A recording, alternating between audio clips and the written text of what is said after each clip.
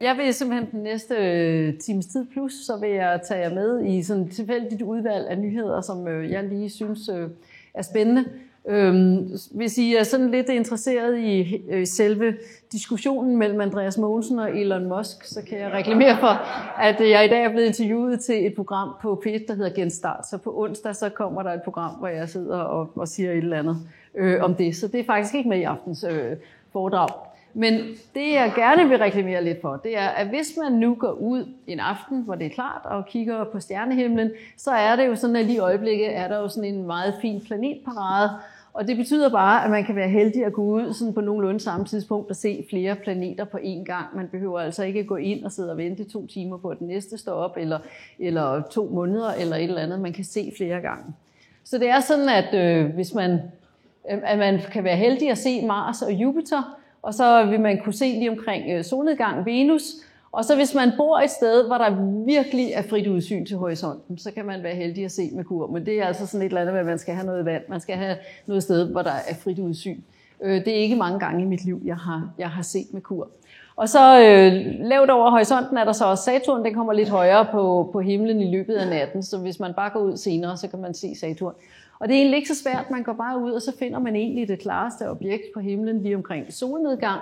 Så ved man, det er Venus, så finder man et andet objekt, der er næsten lige så klart. Det er så Jupiter, og så til venstre for Jupiter finder man noget, der er rødt, og det er Mars. Så har man ligesom fundet dem, og det kan man gøre med det blotte øje, uden at have nattesyn. Så det vil jeg sige, gå gerne ud og kig på nattehimlen, fordi det er altid ret forunderligt at gøre det, og på den måde er det jo den gode årstid lige i øjeblikket. Ikke? Her 21. marts bliver det jo lidt ærgerligt, så er dag og nat lige lange, og så går det jo egentlig den forkerte vej mod de meget lange dage, og så kan man ikke se stjerner. Jeg vil også gerne lave en reklame for noget, som jeg egentlig ikke har været involveret i, men det er sådan inde i Rundetårn, er der lige nu en udstilling af en, der hedder Jakob Andersen. Og jeg hedder Anja Andersen, og vi er ikke i familie med hinanden.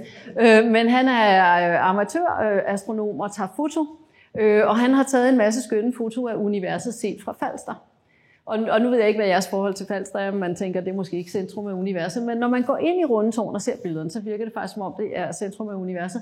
Og de billeder er stort set lige så smukke som nogle af de Hubble og James Webb-billeder, jeg kommer til at vise jer, og de er altså taget med hans amatørastronomiudstyr nede fra Falster.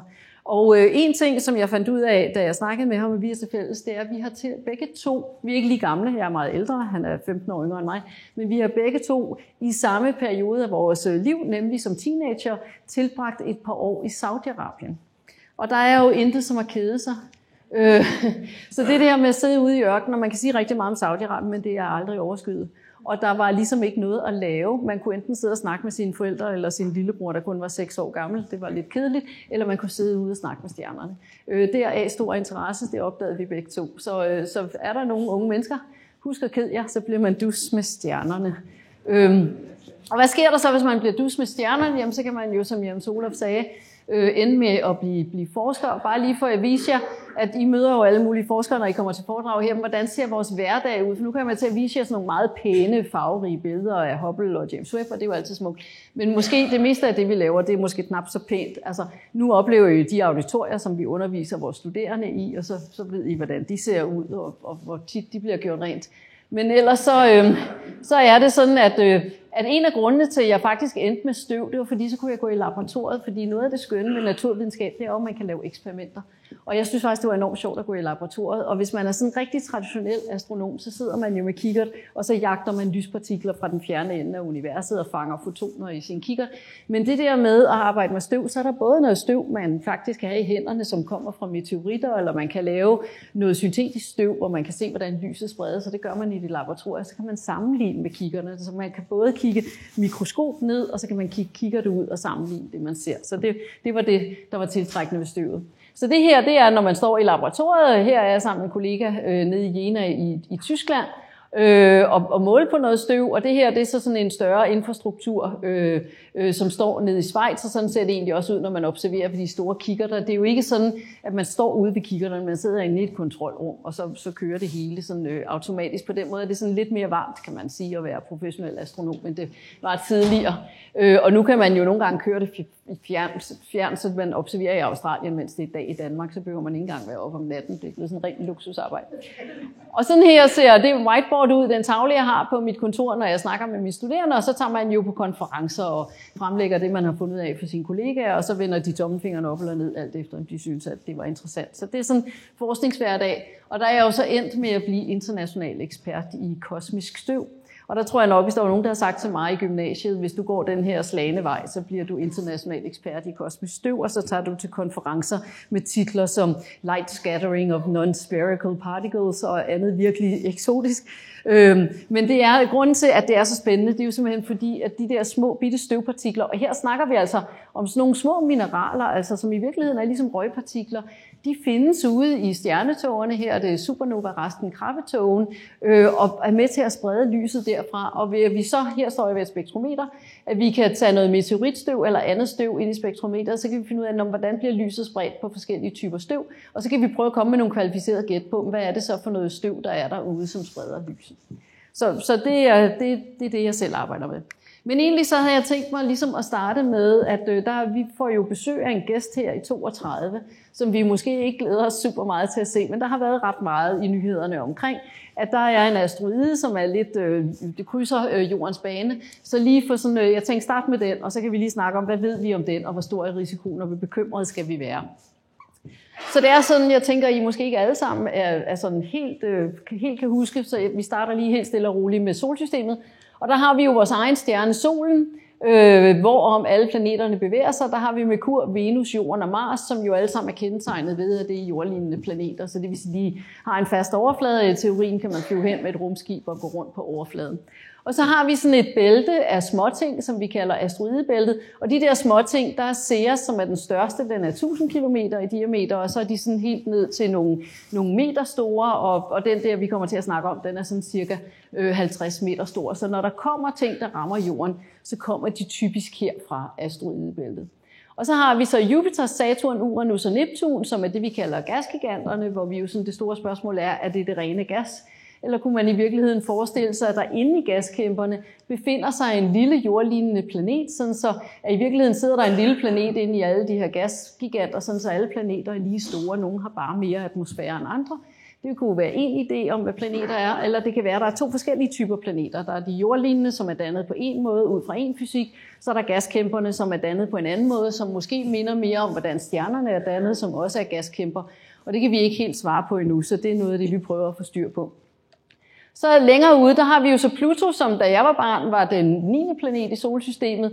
Og der har man jo så i mellemtiden fundet flere af sådan nogle planeter, nemlig Makemake og Iris. Og i dag, der har vi størrelseorden 12 planeter, der sådan er på størrelse med Pluto. Og Pluto er faktisk mindre end vores egen måne, så den er ikke sådan super stor. Og hvor de jordlignende planeter, det er det rene klippe. Gasplaneterne formentlig er det rene gas. Så er Pluto, den er halv sten og halv is. Så da man ligesom fik kikkerter, der var gode nok, så man kunne finde flere planeter derude, så tænkte man, okay, Pluto er jo hverken det ene eller det andet, den er sin egen kategori, så derfor gjorde man Pluto til kongen af dværgplaneterne. Så Pluto er ikke blevet neddegraderet, den er faktisk blevet opgraderet til ligesom at være plutoiderne, kalder vi de her typer af objekter. Og den er jo lige så meget en planet, som en dværgkanin er en kanin. Altså, den kan ikke gøre for, at den er lille. Så jeg har fået e-mails fra folk der tilbage, dengang vi besluttede os til at kalde den en dværgplanet, der sagde, I har fjernet Pluto, og det kan jeg trøste jer med, det har vi ikke. Vi kan heller ikke. Men Pluto ligger der, hvor Pluto altid har ligget, og den er der endnu.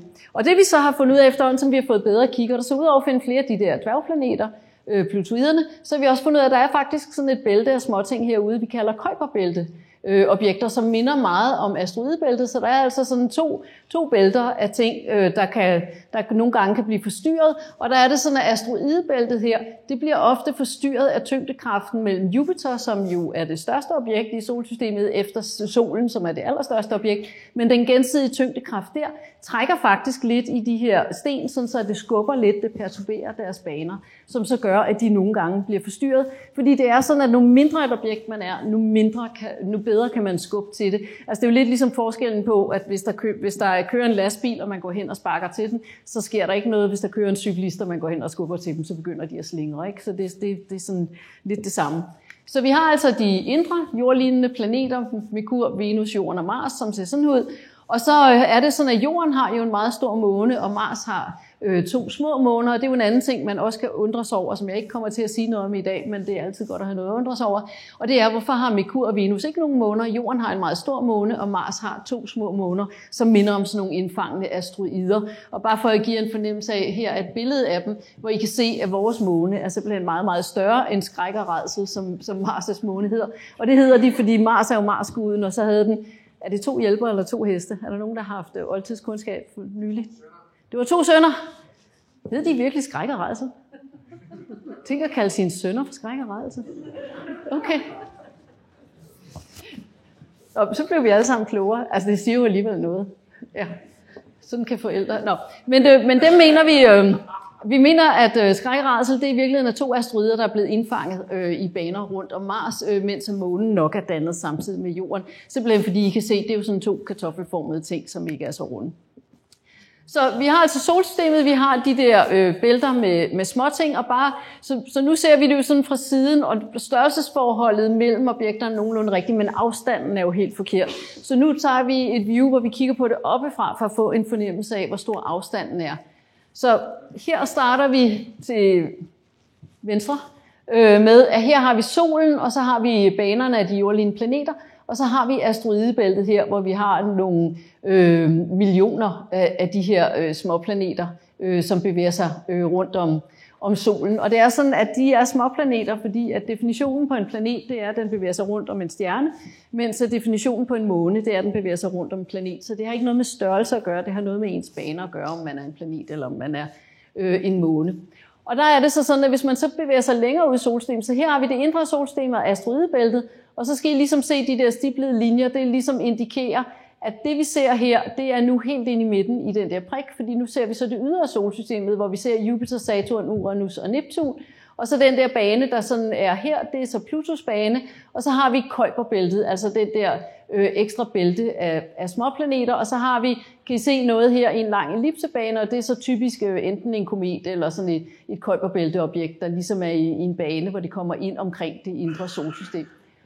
Og det fylder så det her, og hvis man så zoomer længere ud af solsystemet, så tænker vi faktisk, der ligger en hel masse objekter rundt om solsystemet i det, vi kalder Oortskyen.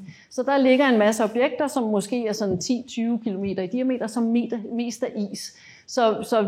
Som er sådan måske halvt is, halvt sten, måske er det 90% is, 10% sten, det er vi ikke helt klar over. Og grunden til, dem kan vi faktisk ikke se, fordi det er sådan, at nu mindre noget er, nu sværere er det at få øje på, og det er sådan, at stjerner, de laver energi og lyser, men planeter, de laver jo ikke noget energi, så vi kan se planeter, fordi at stjernerne lyser på dem, og de reflekterer lyset. Og nu større planeten er, nu mere lys bliver reflekteret, nu videre planeten er, nu mere lys bliver reflekteret, nu mere sort planeten er, nu mindre lys bliver reflekteret. Så nu mere snavset de der snavsede snebolde er, nu sværere er de at få øje på. Så det her er i virkeligheden mest en idé, vi har, at der findes millioner af objekter herude i Oortskyen, og det er i virkeligheden bare lavet på sådan noget statistik, som kommer fra, at vi ser 5 kometer om året, som kommer fra det ydre solsystem, flyver ind forbi solen, og så tænker vi, når hvis der kommer 5 om året, og det har stået på i 4,5 milliarder år, så tager man 4,5 milliarder gange 5, det bliver et meget stort tal, og så tænker man, det må jo komme derudefra, at de er jo ikke alle sammen på vej ind forbi solen, så må der være rigtig mange af dem. Så i virkeligheden ved vi ikke rigtigt, om Oortskyen findes, men vi tænker, et eller andet sted kommer de jo fra, de der kometer. Så det vil sige, at vi har altså både noget aller yderst, nemlig nogle kometer, der kan komme ind, så har vi Kuiperbæltet, som ligger ude på den anden side af Neptun og Plutos bane, hvor der kan komme noget ind, og så har vi så asteroidebæltet, som ligger der på indersiden af Jupiters bane mellem jorden og solen, som kan komme ind. Så der er egentlig små objekter nok at holde øje med. Så kometerne, det er jo dem, når vi så er heldige, at de kommer ind. Så fordi de består så meget af vand og tøris, så når de kommer tæt på solen, så vil vandet og tørisen fordampe, og så trækker de sådan en hale af materiale efter sig, og så er det, vi opdager dem. Så det betyder, at typisk ser vi først kometer, når de kommer ind på den anden side af Jupiters bane, for det er først der bliver varmt nok, så de begynder at smelte, og vi ser dem trække et spor. Men hvis vi lige fokuserer på, hvad ved vi så om dem, som er tættest på, dem som er herude i asteroidebæltet, og der er faktisk ikke super mange af dem, vi har nogle gode billeder af, men her er nogle af de gode billeder, vi har. Så der er selvfølgelig den største, Ceres, som er den eneste, der er sådan lidt kugle rundt, og formentlig har været sådan en smeltet lavakugle på et tidspunkt, så den er 1000 km i diameter, Og så Vestas er den næststørste, den er cirka 400 km i diameter, og så bliver de ellers mindre og mindre. Og så er spørgsmålet, hvor mange af de små er der, fordi nu mindre de er, nu sværere er de at få øje på. Så vi ved ikke helt, går det hele vejen ned til 50 cm, eller stopper det allerede ved 10 meter, fordi at alle de små i løbet af de 4,5 milliarder år for længst ligesom er blevet ryddet op, eller hvad er det, der foregår derude. Så japanerne har haft en rumsonde, der hedder Hayabusa, ude ved denne her asteroide, som hedder Itokawa. Og den har sådan en størrelse på 540 meter gange 270 meter gange 210. Og der kan man jo altså godt se, hvorfor vi siger, at det er sådan nogle kartoffelformede objekter. Ikke? Det ligner jo lidt en kartoffel. Men noget andet, man kan se, det er, at de består faktisk af sådan klippestykker og så sådan en hel masse grus. Så på en eller anden måde er de ikke sådan rigtig klippeagtige. Det er egentlig lidt sådan en flyvende grusbunke, i hvert fald en stor del af dem. Hvis vi så lige kigger på solsystemet igen oppefra, så nu er det igen, at vi har solen i midten, og så har vi Merkurs bane der, og så har vi Venus bane her, og Jordens bane der, og så har vi Mars' bane, og så har vi her asteroidebæltet, altså med alle de der små ting, og så har vi Jupiters bane yderst. Så er der så sådan, at de fleste af asteroiderne, de ligger her i denne her, hvad skal man sige, torus, i det, vi kalder asteroidebæltet. Men der er en gruppe af asteroider, som over årene har fået skubbet deres baner, sådan så at de kommer ind og krydser jordens bane. Så vi har altså dem, vi kalder Athena-asteroiderne, de har nogle baner, som ligger inden for jordens bane. Så har vi Apollo-asteroiderne, som udmærker sig ved, at de faktisk krydser jordens bane. I kan se, at de krydser der og her. Og så har vi Amor-asteroiderne, som kommer helt ud til Mars' bane og ligger uden for jordens bane. Så den asteroide, vi kommer til at snakke om, det er sådan en Apollo-asteroide, fordi Apollo-asteroiderne krydser jordens bane. Og det kan jo godt lyde lidt uhyggeligt, at den krydser jordens bane, men der skal man jo huske på, at jorden er ikke særlig stor. Altså, der er jo kun 12.000 km i diameter. Den bevæger sig med 625 km i timen i sin bane rundt om solen, og det tager et år for den at komme rundt. Så det er jo kun et problem, at asteroiderne krydser jordens bane, hvis de vælger lige præcis at være det sted i jordens bane, hvor jorden også har tænkt sig at være. Altså hvis jorden er et andet sted, så er det jo fint nok, at de gerne vil være samme sted. På den måde er der jo plads nok.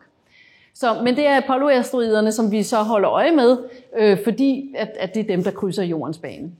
Og grunden til, at vi holder øje med dem, det er jo fordi, at forskningen foretaget af geologer har vist, at der er et tidspunkt i jordens historie for cirka 64 millioner år siden, hvor der var et eller andet stort objekt på cirka 1 kilometer i diameter, som er faldet ned i Mellemamerika, og som har skabt så meget revase, sådan så at dinosaurerne uddøde. Så vi ved ligesom, at hvis vi bliver ramt af noget, der er 1 kilometer stort eller større, så kan det faktisk være sådan rimelig træls for levende organismer. Det er jo ikke sådan, at alt livet blev udryddet. Altså vi blev jo for eksempel ikke pattedyrene, men for dinosaurerne var det skidt. Så det, at man ved, det kan ske, det betyder jo så også, at man jo forbereder sig, fordi sådan er vi mennesker jo. Når vi ligesom ved, at der er mulighed for en ulykke, jamen så sørger vi jo for at forberede sig. Så for nogle år siden, så havde man en mission, som man kaldte DART, som egentlig bestod af 2 dele. Der var den amerikanske rumsonde, der hedder DART, og så den danske rumsonde, ikke den danske, den europæiske rumsonde, men den havde danske instrumenter med fra Therma og GomSpace, så vi var fysisk med på den. Hvor DART, som amerikanerne sendte op, det var den, der nåede først i mål. Så det, I ser her, det er en asteroide, som har det helt særlige, at den faktisk har en asteroidemåne. Så det er simpelthen en asteroide, som har en måne, og den her Didymos, den er 780 meter i diameter, så den er jo ikke så stor, den er jo mindre end 1 kilometer. Og den har så, en måne, som er 160 meter, som så hedder Dimorphos, ikke? Det er jo der, hvor jeg tænker, der er noget med noget navngivning, hvor de har virkelig været ondskabsfulde mod sådan en som mig, som har det lidt svært med ord, der minder om hinanden. Men der er altså Didymos, som er, hovedasteroiden, og så Dimorphos, som er månen. Og missionen DART gik så ud på, at man simpelthen tog det her rumskib, og så balrede man det simpelthen ind i den lille måne, med henblik på, at det skub, som månen fik, det ville gå ind og ændre månens bane omkring asteroiden Didymos. Sådan så I kan se her med det hvide, der er ligesom tegnet månens bane rundt om asteroiden inden sammenstødet, og så med det blå her, der er så tegnet månens bane efter sammenstødet. Og det, man var nysgerrig efter, det var at finde ud af, jamen, hvor meget skal der til for at flytte en asteroide? Fordi hvis vi nu ser en rumsten langt væk, så for eksempel den der 24YR4, som vi holder øje med i øjeblikket, og vi kan se, at den er faktisk på kollisionskurs, den vil gerne være der i jordens bane, hvor jorden også befinder sig, så er ideen, at vi måske kunne flyve ud med et rumskib og så skubbe til den. Men ligesom i fodbold, hvis man står og fumler foran målet, og man skal sparke til bolden, man gerne vil være sikker på, at man får sparket, så bolden rent faktisk ryger væk, og det ikke bliver et selvmål, så det er jo godt at prøve det på noget, som ikke er farligt. Og den her asteroide, den udmærker sig ved, den er langt væk fra jorden, og selv hvis det her eksperiment var gået virkelig, virkelig galt, så ville den aldrig nogensinde få en bane, hvor den kom til at ramme os. Så derfor blev det den, man valgte.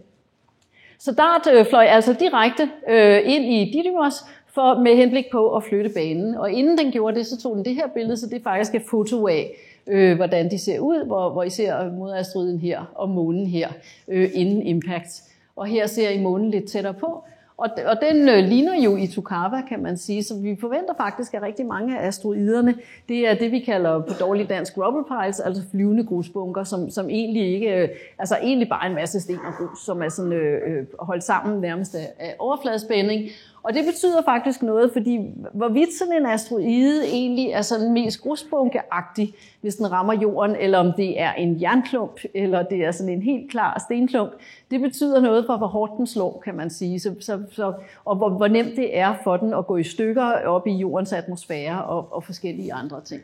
Så det her er lige inden impact, og så har vi så altså det her så en tegning, ikke? At DART balrer ind i månen, det skete tilbage i 2022, og det observerede man så med henholdsvis Hubble-rumteleskopet her og James Webb-rumteleskopet, så man sad altså på jorden, og så kunne man ligesom kigge på det materiale, der blev splasket ud, og se lysglimtet for det. Og så er det jo, at det der med støv og have taget spektra og mål på, hvad er det for noget støv, det er godt at kunne, fordi så kan man sidde og kigge på, hvad er det for noget materiale, vi tror, at der er blevet slynget ud. Det viste sig faktisk, at den her mission var meget mere effektiv, end nogle af ingeniørerne havde forestillet sig. Fordi at da DART balrede ind i asteroidemånen, så skete der, at fordi det var sådan det der grus, så blev det blæst op, og så lavede det faktisk en rekyl den anden vej, som faktisk accelererede månen, så man fik faktisk flyttet dens bane langt mere, end man havde regnet med. Den fik altså et hårdere spark, end man havde tænkt sig. Men for ligesom en ting er jo, hvad man sådan kan se fra jorden, noget andet er at være der selv. For at få helt styr på, hvor meget har man flyttet, så sendte man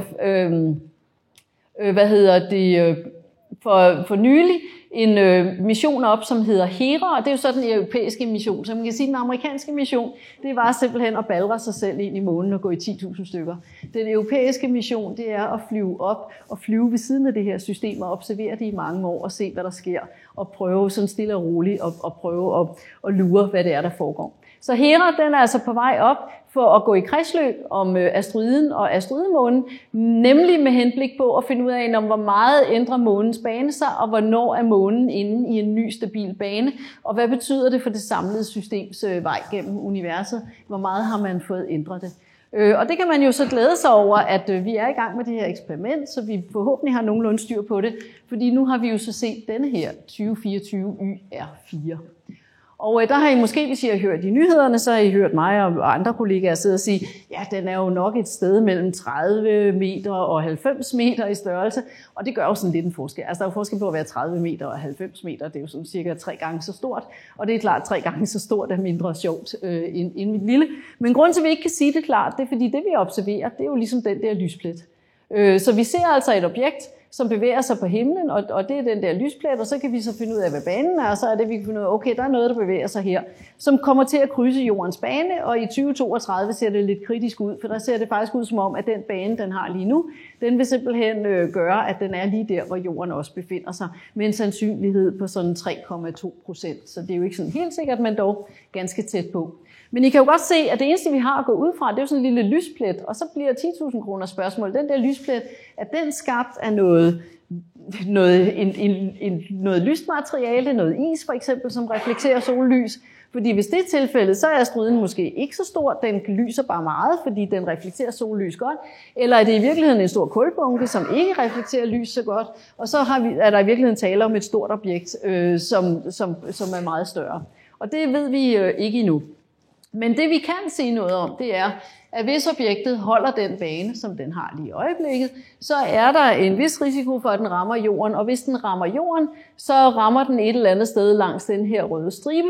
Og det, der jo ligesom kendetegner den her røde stribe, det er, at den krydser rigtig meget landjord. Og derfor så kan det blive problematisk, kan man sige, fordi hvis den bare rød i havet, så kunne det jo være sådan ret stille og roligt, men det der med, at den krydser landjord, og specielt herover, der bor faktisk ret mange mennesker, så det vil være noget skidt. Så derfor holder vi øje med den, simpelthen for at finde ud af, bliver den en større eller en mindre trussel, og er det noget, vi skal gøre noget ved. Og der er jo skønt langt til 2032, altså, så det, at man bare begynder i god tid, det gør jo, at man rent faktisk vil kunne gøre noget ved det. Så her er et kort, der viser alle de impacts, som vi ved, der har foregået. Så det er sådan, størrelsen af boblen siger noget om, hvor kraftig impactet har været.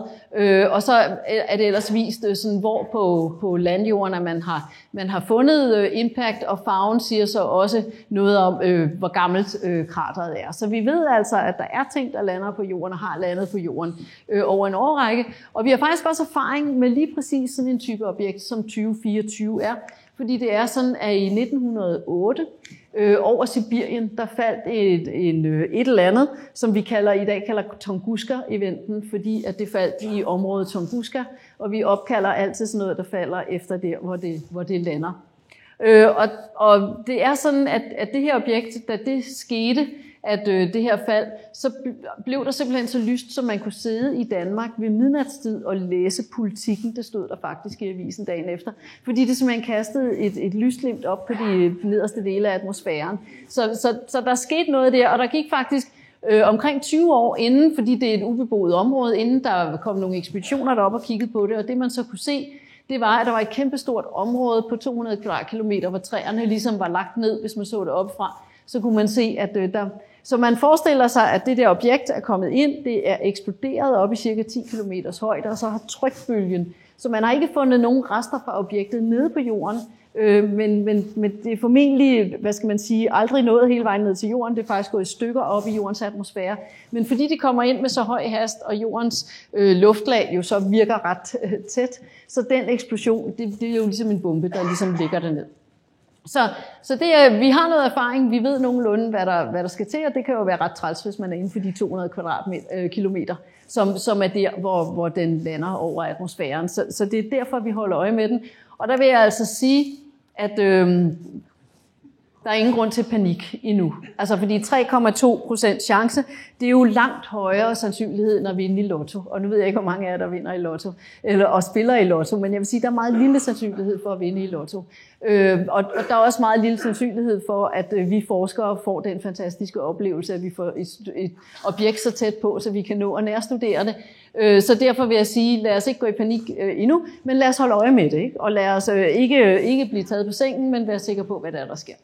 Så det er historien om 2024. Og så kan man sige, det er sådan, at nu er den på vej væk fra solen, fordi i sin bane rundt, hvor den krydser jorden.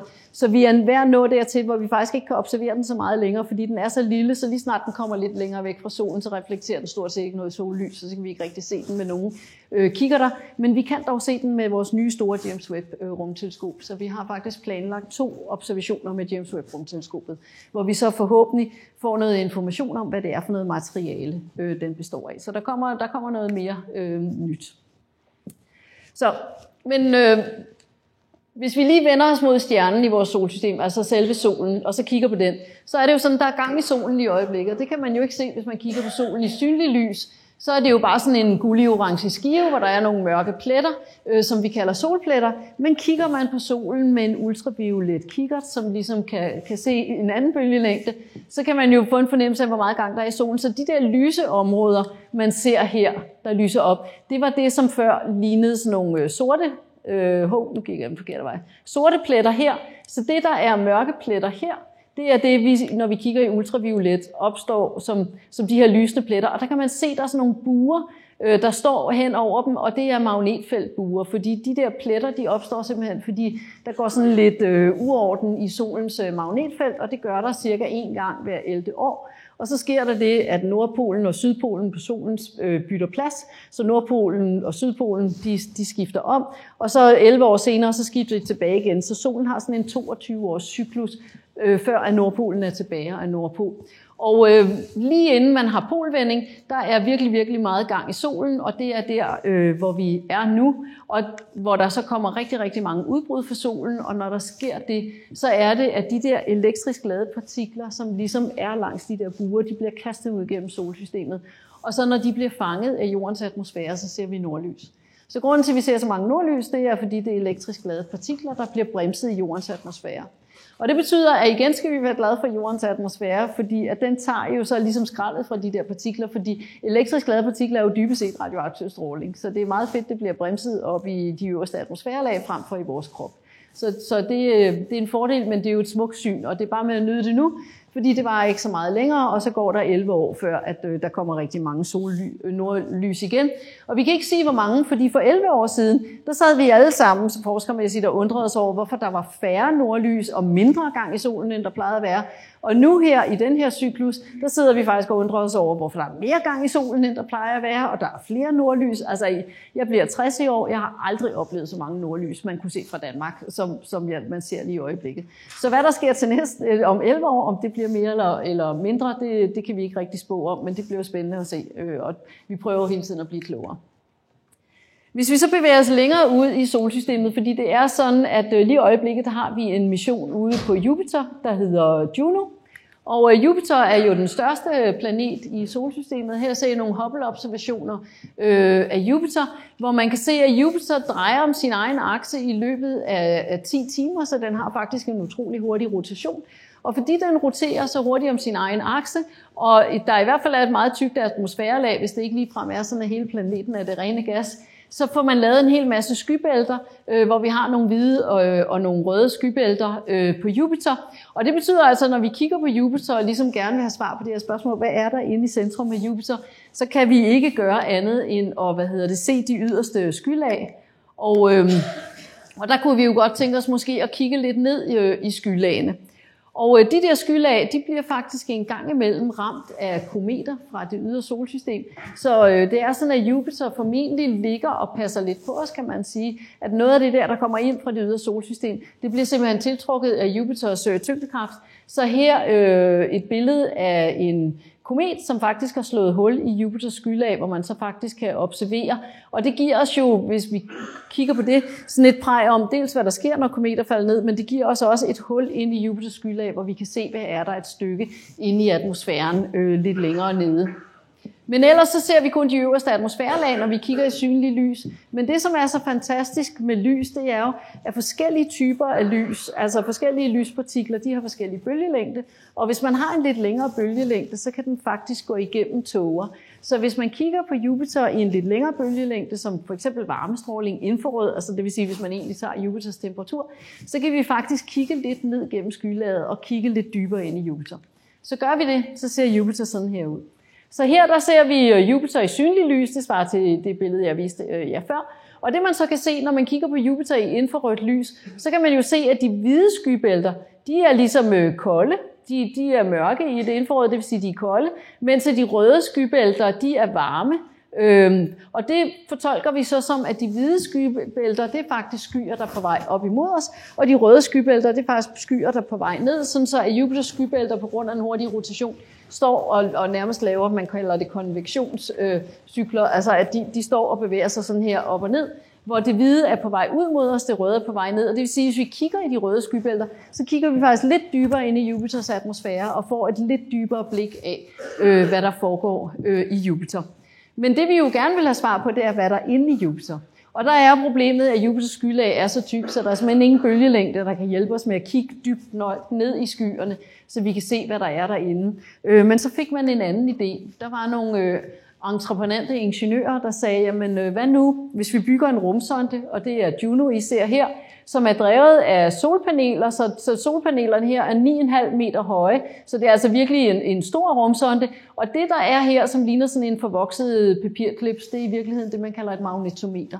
Så det vil sige, det er sådan en, der kan måle Jupiters magnetfelt, fordi at man fandt ud af ved at lave nogle computermodeller, at hvis man nu prøver at forestille sig, hvad er det, der genererer et magnetfelt på Jupiter, ligesom vi har et magnetfelt på Jorden, og vi har et magnetfelt på Solen. Solen er jo det rene gas, så der bliver magnetfeltet genereret på en måde.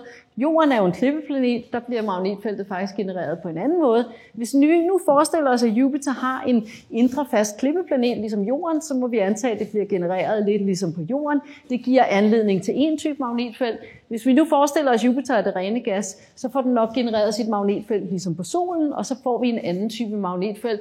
Og så var ideen, jamen lad os da bygge sådan et magnetometer, og så flyve op og måle det, og så kan vi jo ligesom afgøre, om der ligesom er en fast klippekerne inde i Jupiter eller ej. Udover at måle magnetfeltet, så har Juno faktisk også et kamera med, og den flyver kun 1000 km over Jupiters overflade og giver de smukkeste billeder af Jupiters overflade. Så her ser I den store røde plet, som man har observeret i 400 år på Jupiter, som er sådan en kæmpe stor tornado, altså sådan et højtryk, som eksisterer på Jupiter, og man ser de hvide skybælter og de røde skybælter.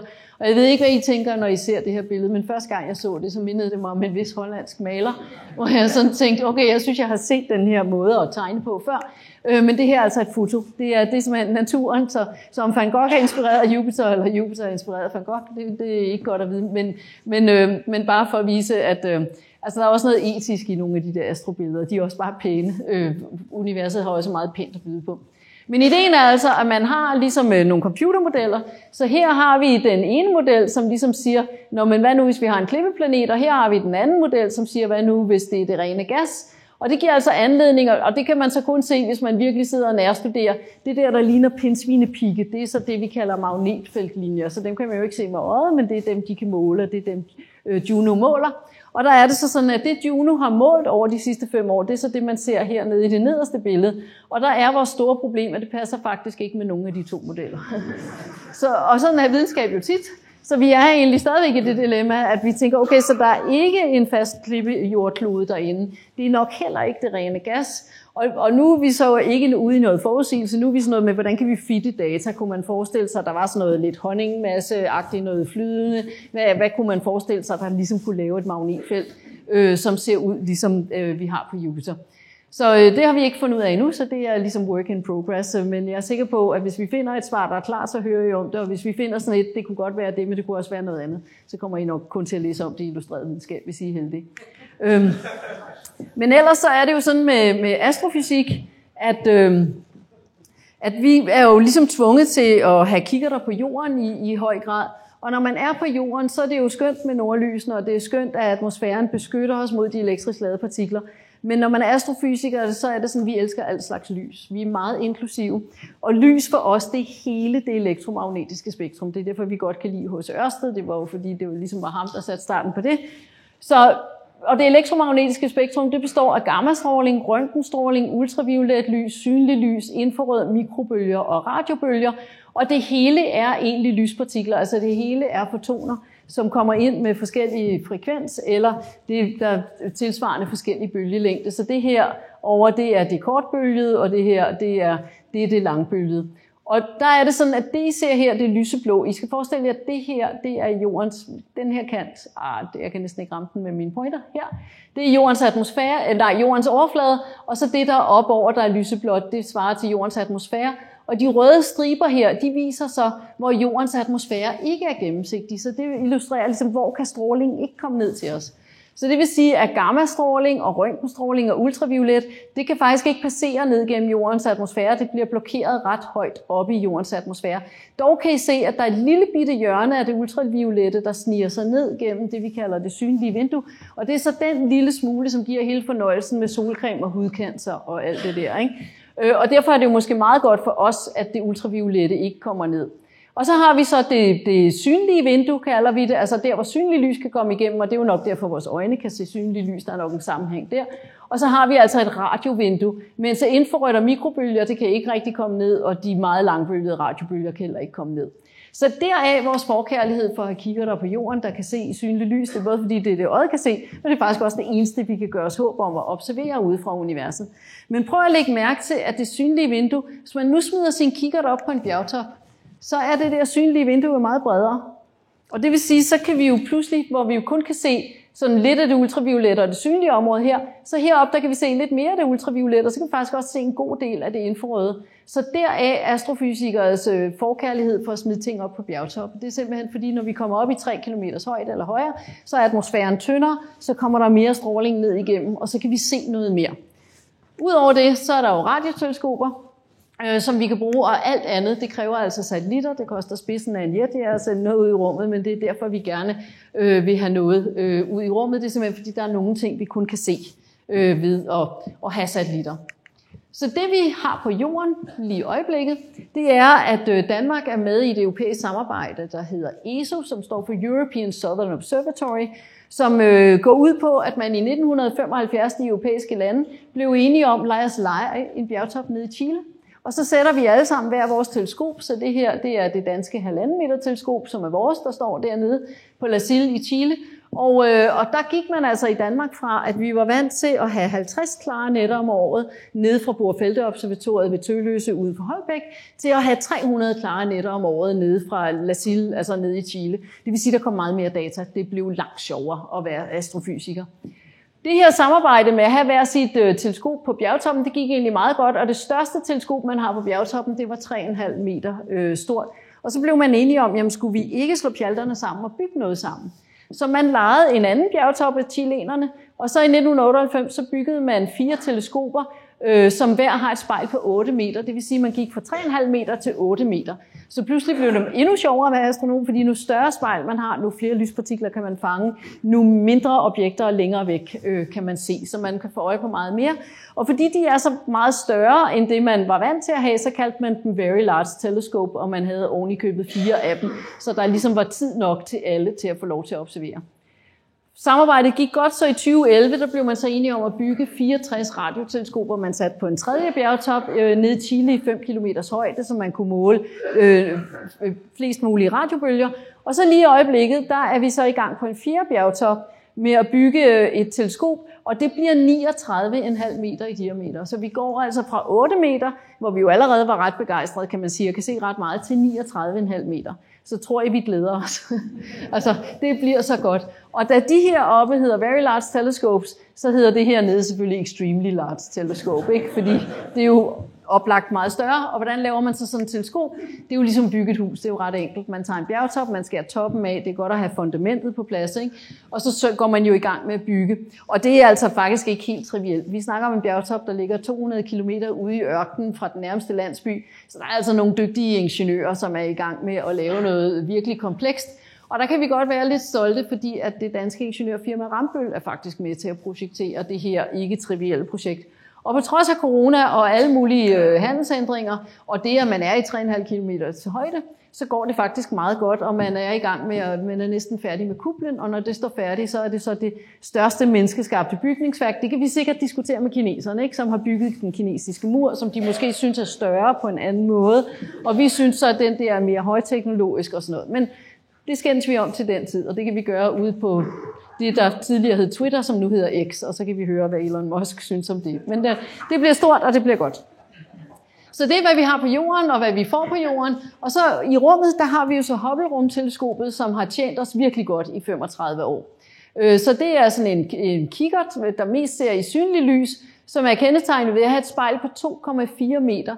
Og det er sådan, at 2,4 meter i rummet svarer nogenlunde til 8 meter på jorden. Så det vil sige, at 8 meter teleskoperne, Very Large Telescope, er nogenlunde lige så dygtige som Hubble. Men fordi Hubble er ude i rummet, og lyset ikke skal komme ned gennem atmosfæren, så kan man med mindre spejl få skarpere billeder. Og med James Webb-rumteleskopet, der har vi et spejl på 6,5 meter, og 6,5 meter i rummet svarer nogenlunde til 39,5 meter på jorden. Så det vil sige, at vores nye Extremely Large Telescope bliver nogenlunde lige så godt som James Webb. Men det, der er forskellen på dem, vi har på jorden, og det, vi har i rummet, det er, at dem i rummet kan se nogle bølgelængder, der ikke kan komme ned gennem jordens atmosfære. Så i virkeligheden er det fede samspillet, kan man sige. Så det, at vi har James Webb-rumteleskopet, som primært kigger på rødt lys, og det vi kalder infrarødt lys, i samspil med det kommende Extreme Large Telescope, der kan kigge i synlig lys, det betyder bare, at vi får et bedre og federe udsyn ud til universet. Så Hubble-spejlet på 2,4 meter, det er den diameter, som en rumraket har, som ingeniørerne kan bygge til os. Og astronomer, vi er jo meget, vi er både inklusive, men vi er også krævende. Vi vil gerne have så store spejle som muligt, så vi kan fange flest mulige lyspartikler. Så når ingeniørerne siger, at I kan fylde 2,5 meter, så fylder vi 2,5 meter. James Webb er jo oplagt større, den er 6,5 meter, og så tænker man, hold da op, det var da virkelig imponerende. Ingeniørerne har lagt sig i scenen, de har fået bygget nogle meget større rumraketter, men det har de faktisk ikke. Det er så svært at bygge rumraketter, så rumraketter har den størrelse, de har, og som de hele tiden har haft. Men der er nogle andre ingeniører, som har lagt sig i scenen, og det er dem, der laver spejle. Så her der har vi Hubble-spejlet, og hvor Hubble-spejlet er det, de fleste af os nok tænker på som et spejl, nemlig ligesom et stort glasplade, som er sammenhængende. Så var der nogle ingeniører, der sagde, at det behøver det jo faktisk ikke være. Man kunne måske lave et spejl af en hel masse mindre dele, som man sætter sammen, som så til sammen giver et stort spejl, men som har den fordel, at fordi det består af mindre dele, så kan man jo så faktisk folde dem sammen, og så kan man måske, jeg har lige lidt bims med min mikrofon, som pludselig gør et eller andet. Sådan. Sådan så, at man kan folde det der spejl, sådan så at det faktisk kan passe ned i sådan en rumraket. Så som sagt så gjort, så fik man lavet James Webb-rumteleskopet og sendt det op. Så udover at James Webb har et større spejl, og den kan se mere rødt lys end Hubble, så er der en ting mere, der adskiller dem, og det er, at Hubble-rumteleskopet det befinder sig i en bane rundt om jorden, det vil sige forholdsvis tæt på jorden i en højde af omkring 500 km. Det er derfor, at astronauterne har kunne flyve op og reparere Hubble-rumteleskopet, og det er derfor, det har kunne fungere i 35 år. Det er simpelthen, fordi man har haft adgang til det. James Webb er blevet sendt om på den anden side af månen. Og grunden til det er fordi James Webb skal se mere varmestråling og rødt lys. Og hvis der er noget, som månen og jorden og solen udsender, så er det faktisk rigtig meget varme.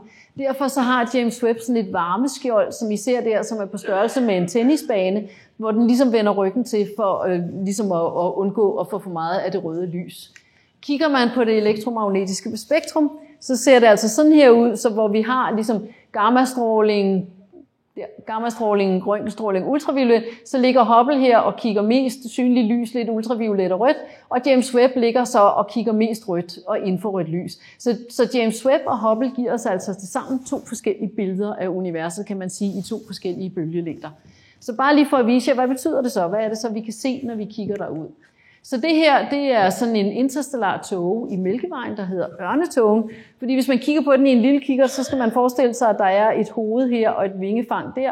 Så I skal forestille jer sådan et eller andet, der flyver sådan her-agtigt ude i universet. Og det man ser, det er en hel masse stjerner, og så det der tåge, det er altså gas og støv, hvor støvet egentlig markerer sig som de der mørke plamager, som er ugennemsigtige for noget af stjernelyset. Så der, hvor der er sort, det er i virkeligheden der, hvor der ligger en masse små af de her røgpartikler og blokerer for lyset. Hvis vi lige tager og zoomer ind på Ørnetågen med Hubble-rumteleskopet og vender billedet 45 grader, så ser det den her struktur i Ørnetågen sådan her ud, den hedder M16. Og så kan man jo næsten, altså nu er der jo ikke nogen af jer, der ryger, men I har måske engang mødt en ryger, ikke? Så man kan næsten bare ved at kigge på det her, det kunne godt ligne sådan noget cigaretrøg, ikke? Altså, så man kunne godt forestille sig, at der var nogen, der havde gang i en virkelig stor cigar. Den her struktur, den er 9 lysår i højde, og det betyder altså, at det, der er inde i den her lille firkant, det svarer til den mængde gas og støv, der skal til for at lave solen og hele solsystemet, altså solen med alle planeterne omkring sig. Fordi det er sådan, at ude i de her gas- og støvtåger, grunden til, de er interessante, det er, fordi vi tænker, at det er der, de nye stjerner bliver dannet. Så vi forestiller os, at grunden til, at det lyser rigtig meget op i toppen af den her søjle, det er simpelthen fordi, der er dannet en hel masse nye stjerner. Men det er så bare så irriterende, at det der stjernerne ligesom dannes inde i de her gas- og støvtåger. Det betyder jo, at så I skal forestille jer, at der er sådan en tåge, der falder sammen under sin egen vægt, indtil der bliver varmt nok i centrum, og der bliver dannet en stjerne, der begynder at lyse, og når stjernen så begynder at lyse, så blæser den tågen væk. Men fordi tågen er ret tæt, så kan det godt tage 100.000 år, og måske 1 million år, ligesom at komme ud. Så min påstand er altså, om nogle 100.000 år, så vil vi kunne se en masse nydannede stjerner her. Og det har man jo ikke rigtig tid til at vente på som astrofysiker, vel? Fordi man vil gerne leve længe, men det kan man ikke. Så derfor er det jo, man så tænker, så må vi jo finde på noget andet. Og der er ideen som, når man sådan her ser den ud i synlig lys, hvis vi nu kigger på den samme struktur i infrarødt lys, altså i en længere bølgelængde, så ser den pludselig sådan her ud. Fordi så har vi valgt en bølgelængde, hvor vi bedre kan se gennem tågerne, ikke? Så hvis jeg lige blinker, I kan jo godt se, det er det samme sted på himlen, men det ser helt anderledes ud, fordi nu kan vi faktisk se igennem tågerne, og vi kan se, at der er en masse stjerner der, vi ikke kunne se før, og så er tågen heller ikke tættere. Og vi kigger nu lidt dybere ind i den her stjernetåge, så vi kan begynde lidt at kigge ned, og måske se nogle af de der nydannede stjerner, så vi ikke behøver at sidde og vente så længe på, at de kommer ud.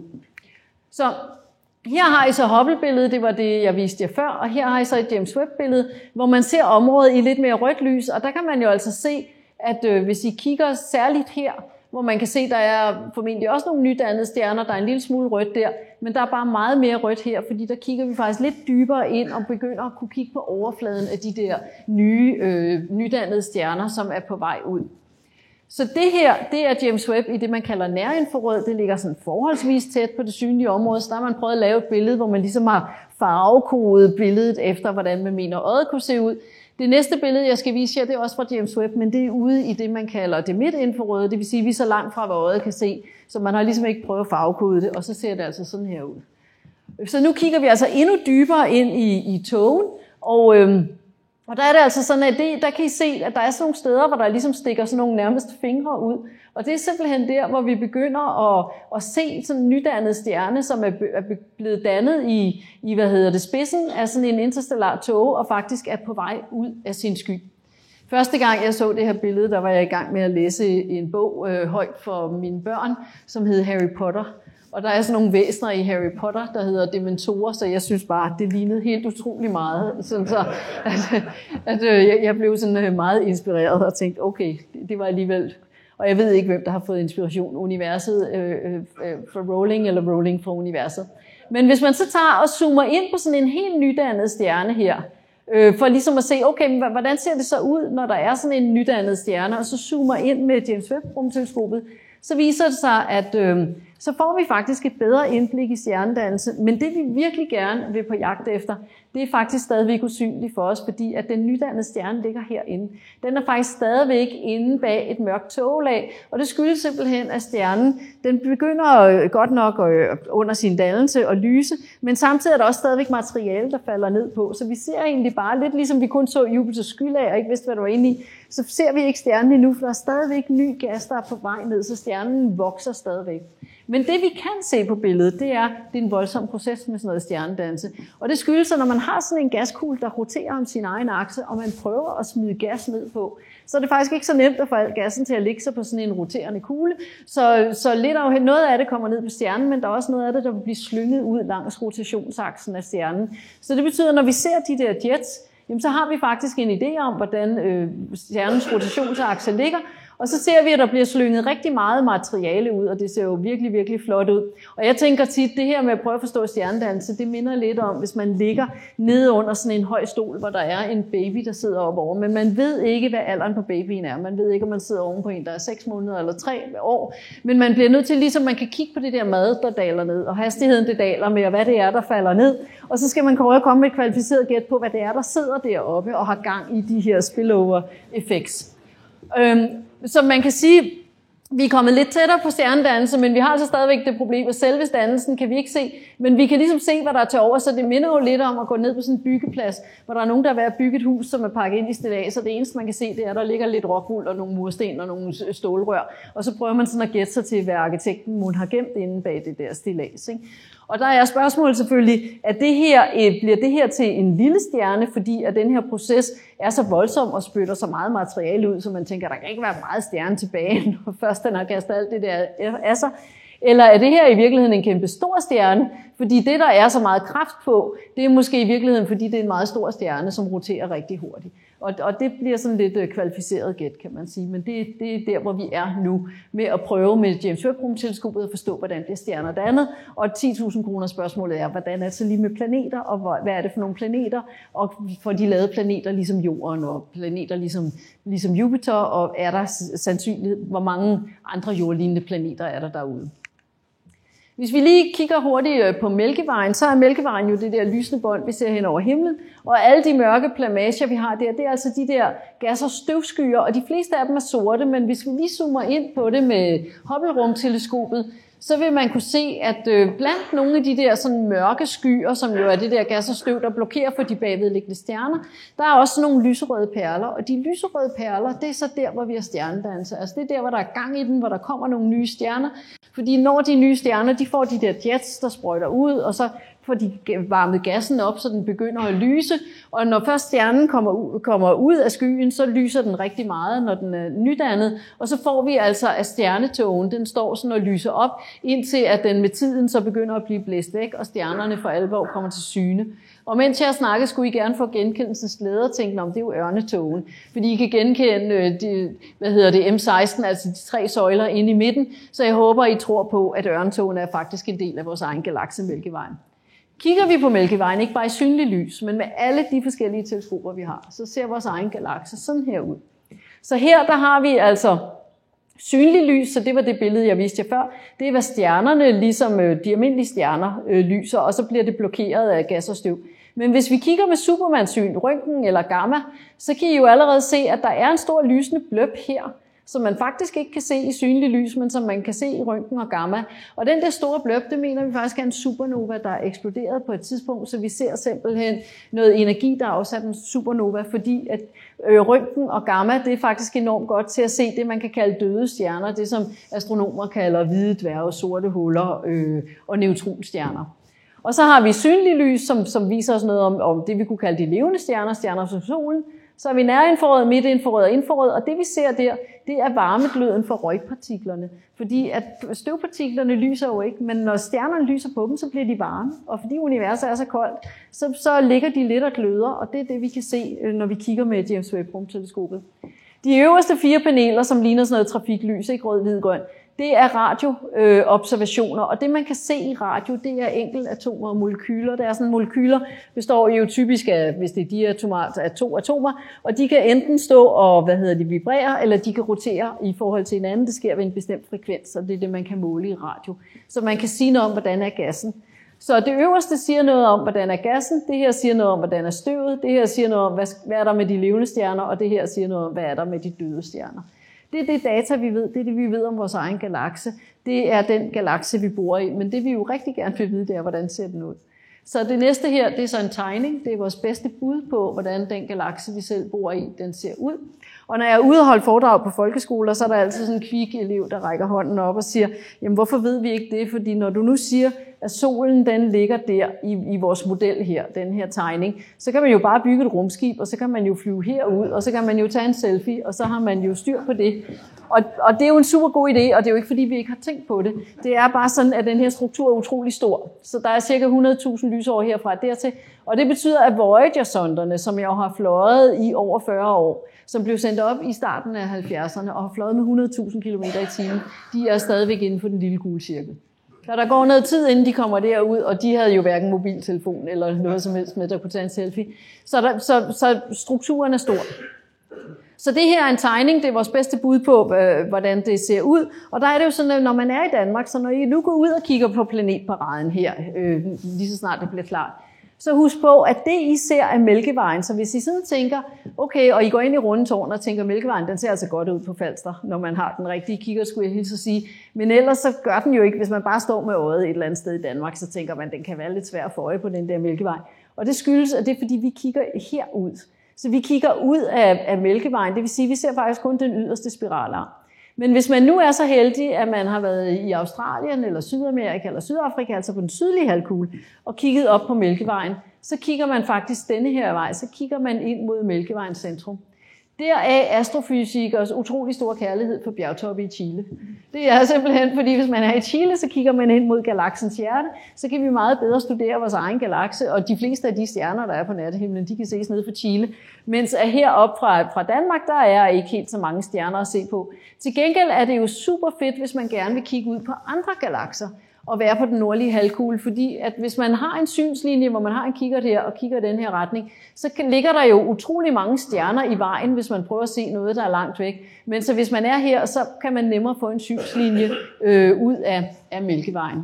Lige nu har vi en satellit, der hedder Gaia, som er i gang med, det er sådan Google Maps for Mælkevejen, kan man sige, hvor vi er i gang med simpelthen at kortlægge hele Mælkevejen, og den har målt nøjagtige data for 1 milliard stjerner i Mælkevejen, og vi mener, at Mælkevejen består af 200 milliarder stjerner, så det vil sige 0,5%.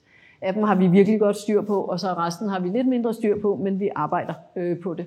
Så kigger vi ud på de andre galakser, fordi man kan sige, hvorfor tror vi i den her model af Mælkevejen, at det er en spiralgalakse? Det er fordi 75% af de galakser, vi kan se ude i universet, når vi kigger med de store kikkerter, de er ligesom Andromeda-galaksen. Og det, der kendetegner Andromeda-galaksen, det er, at det er et fladt system, der består af stjerner og gas og støv.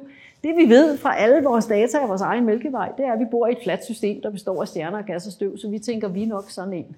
Fordi det er nok det, der ligner os mest. Så de 25% resterende galakser, de er lidt mere runde i det og består kun af stjerner. Så vi tænker, at vi er nok ligesom Andromeda-galaksen, som man kan se fra Danmark med det blotte øje. Det er bare sådan en lille tåget klat. Den gør ikke så meget væsen af sig. Men hvis man kigger på Andromeda-galaksen, så her ser vi den i synlig lys, men man kigger på den i alle mulige andre bølgelængder, så ser den sådan her ud. Så det her, det er Andromeda-galaksen, som den tager sig ud i synlig lys. Det her, det er Andromeda-galaksen i infrarød. Det er altså der, hvor vi kigger på varmegløden fra støvet. Og der kan vi se, at det er støvpartiklerne, der udgør spiralarmene i galaksen. Det er simpelthen dem, der definerer spiralarmene. Kigger man med røntgen, så kan man se, at der er rigtig meget røntgenstråling i Andromeda-galaksens centrum. Det tænker vi, det er, fordi der er et stort sort hul. Ligger man røntgen oven på infrarød, så ser billedet sådan her ud. Ligger man røntgen og infrarød oven på synlig lys, så ser det sådan her ud. Så det her, det er den information, Andromeda-galaksen prøver at fortælle os. Det her, det er det, øjet kan se, og den kan jo ikke gøre for, at vi ikke kan se alt det, den prøver at fortælle os. Så det er derfor, vi er glade for at have rigtig mange forskellige kikkerter. Og lige nu har vi ret mange skønne kikkerter. Vi har jo James Webb, vi venter på Extreme Large Telescope, men vi har faktisk også en anden satellit, der hedder Euclid, som er i gang med at kortlægge alle de galakser, vi kan se med henblik på at prøve at bestemme, hvor meget mørk stof og mørk energi er der i universet. Så her bare spiralgalaksen NGC 6744 for at vise jer, hvor smukt den ligger. Og den ligger jo pænt, fordi den kan vi ligesom se, der kan vi se spiralarmene, og vi kan se det centrale af galaksen. Og det kan vi jo ikke altid selv bestemme, fordi nogle af galakserne ser vi jo fra siden, og nogle ser vi oppefra. Men hvis vi lige zoomer ind med Euclid, så kan vi altså se, prøv lige at se, hvor mange detaljer der er, hvor man faktisk kan se de der støvbånd, der er. Så vi får simpelthen så meget helt fantastisk data lige i øjeblikket, så vi kun kan glæde os. Kigger vi på en anden galakse, som også ligger rigtig pænt og fotogent, nemlig M74, så ser I her Hubble-rumteleskopet, det vil sige synlig lys, hvor man ser galaksens centrum, så ser man spiralarmene defineret ved støvet. Herover har vi et James Webb-billede af den samme galakse, hvor man ikke så meget ser stjernerne, men man ser, hvordan støvet lyser op. Så man kan sige, at James Webb følger støvet, hvor Hubble følger stjernerne. Lægger man de to billeder oven på hinanden, så ser galaksen sådan her ud. Og der kan man jo se, at støvet, der er faktisk et stort hul der i støvskyen, hvor vi tænker, at der har været en kæmpestor supernova. Og når man først har fået øje på det, så kan man faktisk godt se, at der også sker et eller andet spændende herovre i synlig lys, men det ville man ikke have lagt mærke til, hvis man ikke havde det andet billede til at guide sig.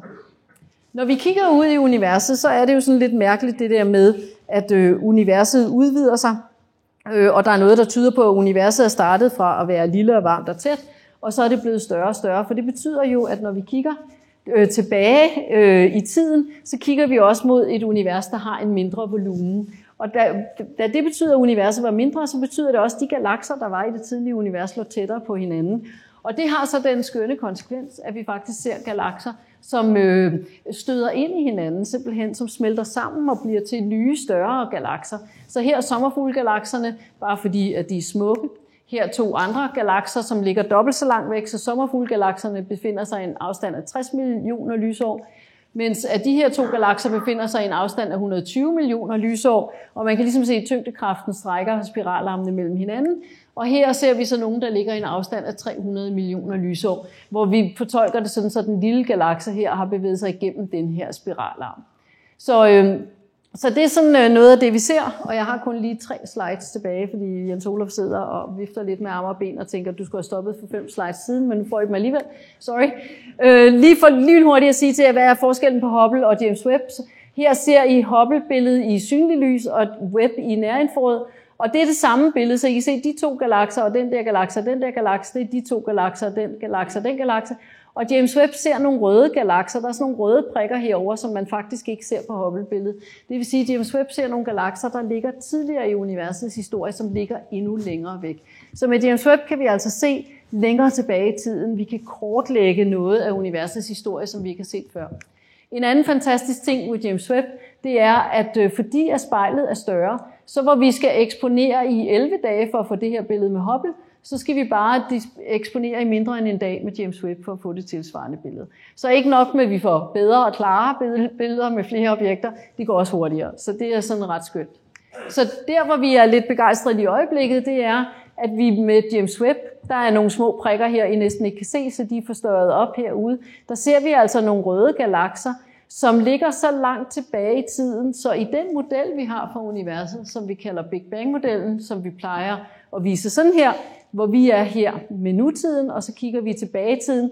Og der har vi en model, der siger, at universet startede med at være tæt og varmt og kompakt, og så begyndte det at udvide sig, og så den her grønblå overflade, det signalerer første gang, at universet bliver gennemsigtigt for lys. Vi kalder det mikrobølgebaggrundsstrålingen.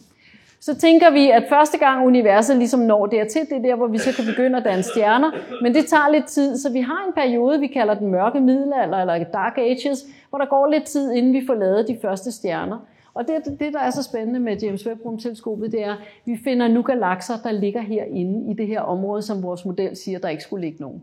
Og det er altid lidt problematisk, hvis man har en model, der siger, at der skal ikke være noget, så er der noget alligevel, og så bliver det jo virkelig, virkelig spændende. Så lige i øjeblikket tager astrofysikere på konference og råber af hinanden sådan lidt Andreas Mogensen og Mosk-agtigt, ikke? Med hvem har ret, fordi at man simpelthen diskuterer, ligger de der galakser derinde, hvad betyder det, hvor stort er universet, og hvis I gerne vil følge med i det, så skal I gå ud og google det, der hedder Hubble tension, altså simpelthen Hubble tension, fordi vi simpelthen diskuterer, hvor stor er Hubble-konstanten, hvor stort er universet, hvornår kommer galakserne. Og med det, så vil jeg simpelthen lynhurtigt sige tak for god ord over den, og der er åbent for spørgsmål.